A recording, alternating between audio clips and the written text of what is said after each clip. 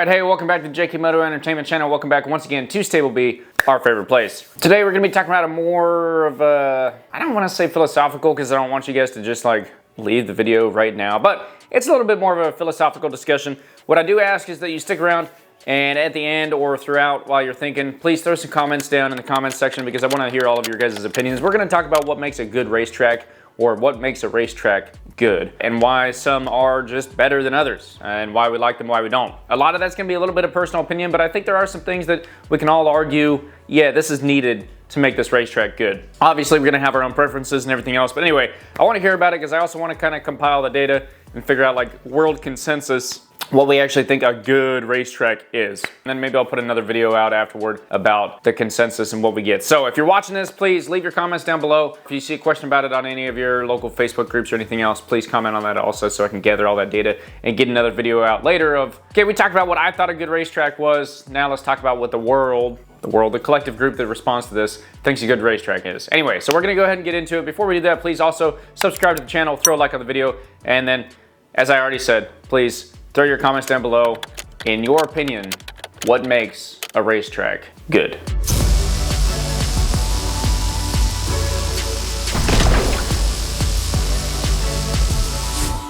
So what makes a racetrack good? What makes it good? I think first we got to cover the untalkables. And I was thinking about this for a few hours, a couple days, whatever, and I was trying to figure out like how would I define what a good racetrack is, and I was trying to come up with analogies and everything else, and I'm a big analogy guy, so I came up with the analogy of a job interview. Let's say racetrack comes up to you as a job interview, like I would like to be the racetrack that you ride, and you know what series of questions you're going to ask and everything else. And one of the first things that they say at a job interview is that first impressions matter, right? First impressions count, as they matter. When you walk in through the door or when you drive up to said racetrack, your first impressions matter a lot. And I don't want to say, keep in mind with this analogy, I'm going to keep this going for a little bit. We're going to talk about this analogy quite a bit.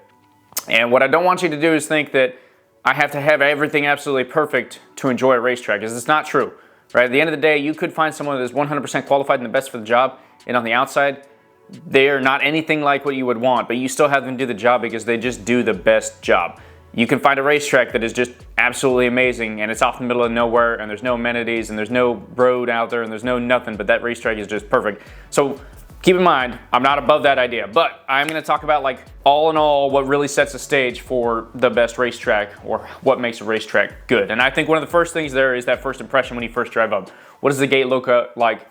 How do the grounds look? Does it look old and shabby? Is it torn down, rusted out, rusted racetrack, asphalt rusts?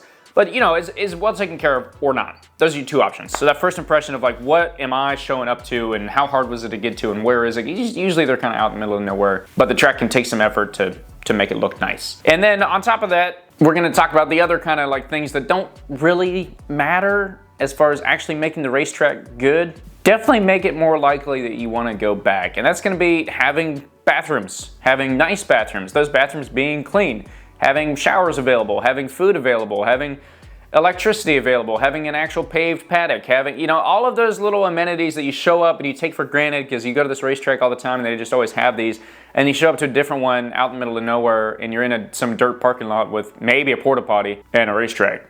Those are the things that I'm gonna say that don't truly matter. They don't have to be there to make a racetrack good, but if you can get the right qualifications, you know, we got the right degree, we got the job experience that we want, we got the right work ethic, and we get a dude that's dressed up and looks good and smells nice and shows up on time, like, whoa, that's perfect, right? So that's kind of like, that's what makes the perfect racetrack. Doesn't have to be there for it to be good. So what makes a good racetrack, or what makes a racetrack good? What makes it good? The question of the day, what makes a racetrack good? That is truly the question of the day. Once again, just a reminder, please, as you're thinking, throw it down in the comments. I want an essay from everyone. Just completely disregard everything that I say and write the opposite, or listen to what I say and write the opposite anyway. Whatever you want. I want to hear it. I want to hear it down in the comments. But what makes a racetrack good? Truly, what makes it good? So we got through the first impressions. We got through the nice amenities, the bathrooms, the showers, the food trucks, maybe if that's what they bring in on a weekend, that's usually more up to your org. But all of those outside things that don't truly matter. It's not the bones of the racetrack. It's not the surface. It's not anything else, but that does help make it nicer. What truly makes a racetrack good? And this is where we're gonna fall a little bit more into the opinion and the personal preferences. But I'm gonna give you my opinion and maybe some controversial topics for you to think about. So first off, we talked about all these extra things that are great. We also have to talk about track surface. For the racetrack to be good, in my opinion, you need a nice track surface. That one's not the most important, but I'd say more online of importance than amenities. And some people might actually argue that. I want to hear about that one down in the comments too. So that question specifically, would you rather have good surface or good amenities in your racetrack? Which one would you rather show up to? I can take a shower and eat food and do everything I need to here, or my tires are wicked sticky, and the racetrack is smooth. I'm a big fan of smooth surface. That being said, I can tell you personally, I definitely have issues when I come up to a track that is not a smooth surface, and it kind of like, it just messes with my head. Anytime there's big cracks or anything like that out there, it starts to kind of drive me a little nuts and I have issues. So that's why I call that, you know, another one of the personal preference things or the opinion things. Now we're gonna talk about the layout. And this is where the real kind of philosophical portion of this discussion comes in, of like what makes a racetrack good. And I think there's many different ways you can break down the layout. Obviously every racetrack should be wide enough that you can race on it. It should be of enough distance so you're not getting so bored because you're just out there doing 40 laps. So I would say anywhere from 1.8 to 2.5 miles is kind of my like perfect. I've done some that are a little longer than that and those are okay. That depends too. I'm gonna say that the length of the track is very dependent on the track layout. Because if you have a super short track but it's extremely technical and you're always constantly up, down, forward, back, left, right, you know, on the gas, on the brakes, on the gas, on the brakes, hard brake, hard gas, that can be pretty fun even if it is a shorter track, but I definitely prefer a little bit longer track, something more in the lines of, like I said, about 1.8 to 2.5 miles. I have ridden ones that are longer than that, and they were okay, they were interesting enough. I think they had enough open straight spots where you're getting pretty high speed that they went by pretty quick, so the laps didn't feel like they were wickedly long. The real question, and the question that I want the answer to, we already asked the question one, surface versus amenities, which do we prefer? Question two is gonna be, do you prefer tight and technical or long and smooth? Wide and smooth? I don't know how to phrase it, but I think you guys might know what I'm talking about. So if you show up to a racetrack and it is just a technical racetrack or a small bike track, as a lot of people would call it, and there are a bunch of turns, there's tight turns, there's off-camber turns, it's got almost everything you could think of, but it doesn't really have big open straights or big long flowy corners where you're on the gas in the corner. Most of it is, I'm coming up to the corner, I'm trail braking in, halfway through I get on the gas, I'm barely on the gas at all because I gotta get to the next corner, get on the brakes hard and trail brake through that one also. Just tight, technical, back and forth, lots of elevation, lots of changes and whatnot. That is what I prefer. And I think that I could argue that a racetrack doesn't need that to be good, but in my opinion, it needs that. Now, I prefer that because it's easier for me. And that's gonna get into our next like big topic discussion after we get through this is that. What actually truly makes it good is whether or not it's easy, I think. But anyway, so that's a tight technical. When I'm talking about a long, flowy track, I'm talking about something where you're not even necessarily tapping the brakes for a turn, you're just sending it in there, you're on the gas, maybe you're getting more and more gas as you're coming around turns. There's kind of almost like half kinks where you have to turn, you know, through a straight, but you're not really getting off the gas at all to do it, or maybe you're just barely tapping the brakes. Big open straights, and just not as many turns, and your turns are a lot more long and higher speed. So higher speed, less turns, compared to a low speed, mini turn, technical track. Which do you prefer? That's my other next big question. Now let's keep in mind the racetracks can do this right, and they can have a good mix of both. And when you're answering these questions, hopefully you're thinking about different tracks in your head and you're trying to figure out like, okay, this is a track I could really relate to what he's talking to here. For long, flowy, I think my best example would be like Roebling Road. There's not really that much technical stuff there. It's just kind of a whole bunch of big, open, wide turns. And there's less of those turns. Another good one, which was actually, some might argue that this is a very technical track, but I thought it was kind of a lot more of the open, high speed, you're not necessarily braking to go into these turns, was Thunder Hill out in California. When I went and rode Thunder Hill, there were so many turns where like I naturally want to brake and go into the turn because that's what I'm used to, is like you get off the gas, hit the brakes, body position, go through, or body position, get off the gas, brakes, you know, whatever order you're doing it in. I mean, this isn't a body position video, I apologize.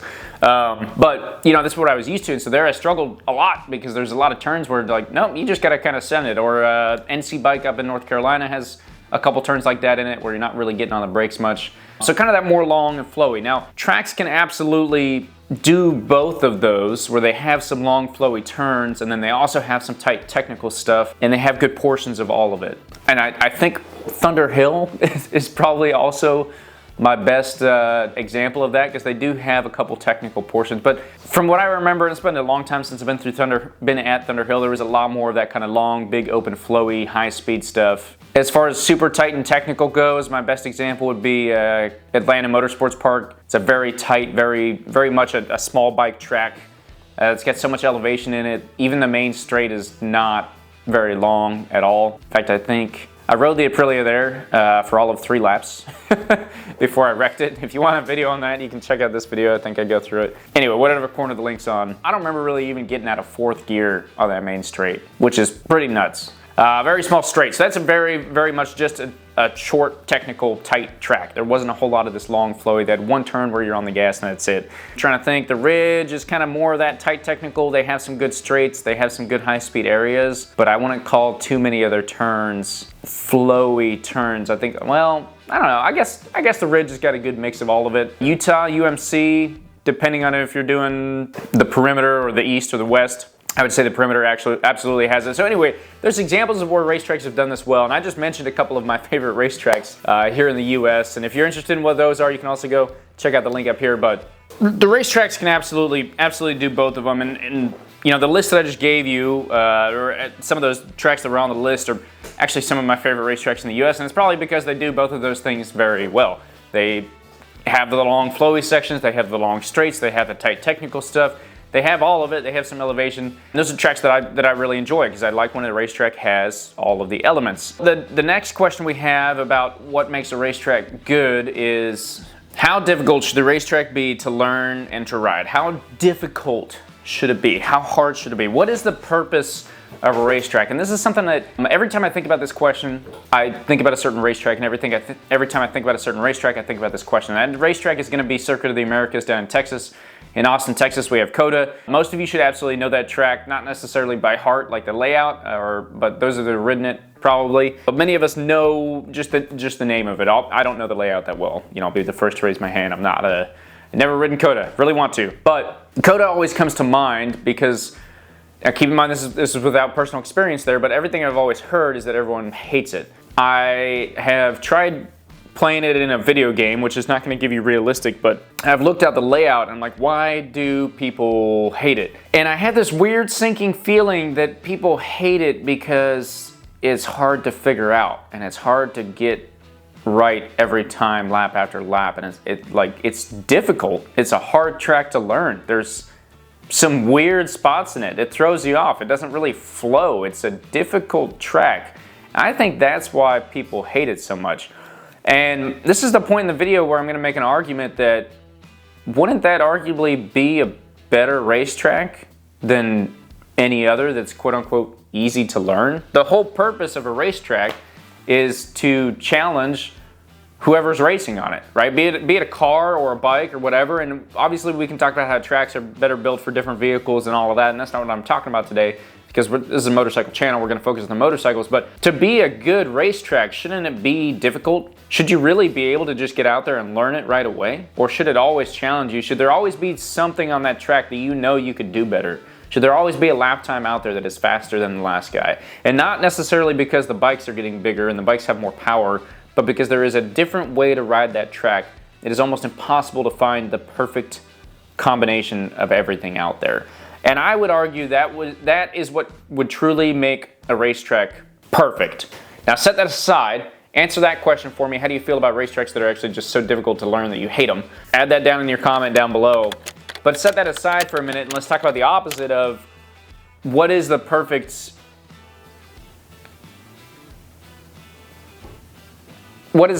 ratio of easy to learn to difficult to master, whatever. And I'm gonna make an argument now. I just talked about how I think a perfect racetrack is one that is extremely difficult to learn and almost impossible to master. I think that is what makes a perfect racetrack for a racetrack. For a rider, for someone here, I'm gonna argue that you want a very, very good ratio of easy to learn, hard to master.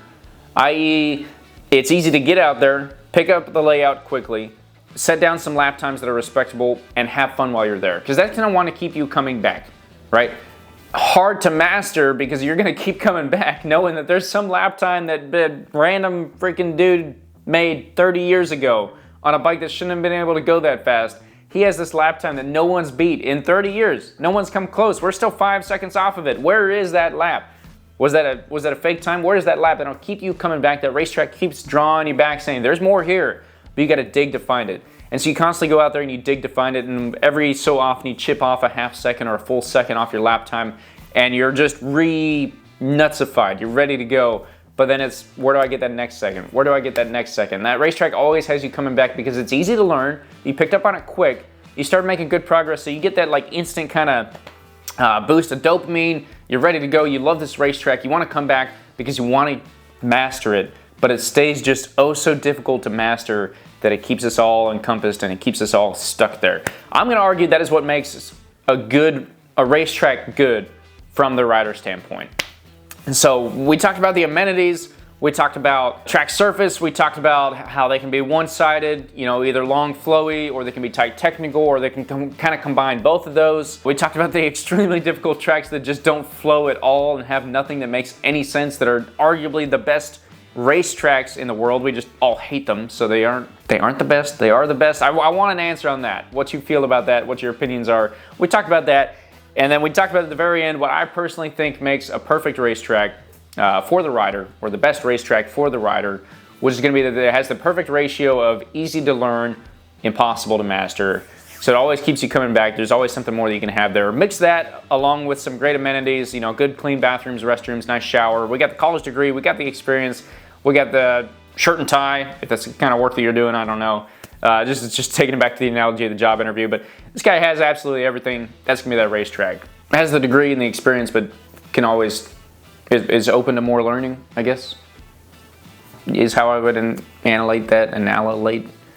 Anyway, analogies. So I really want to know what you guys think. I want to know what your opinions are. What your favorite track is, US, in the world. Let me know in the world too. If you guys are over in Europe, you know, Australia, wherever you're at, let me know what they are over there. I don't know many of the small tracks over there, so I have a lot to learn in that aspect, and I don't know when I'm going to get over there to learn it, but I will absolutely be interested to do some research, look at some track layouts, and kind of see what's what across the ponds. Hopefully you guys found this a little interesting. Once again, I really want some good feedback down in the comments, or hit me up on Instagram or Facebook at JKMotoEntertainment.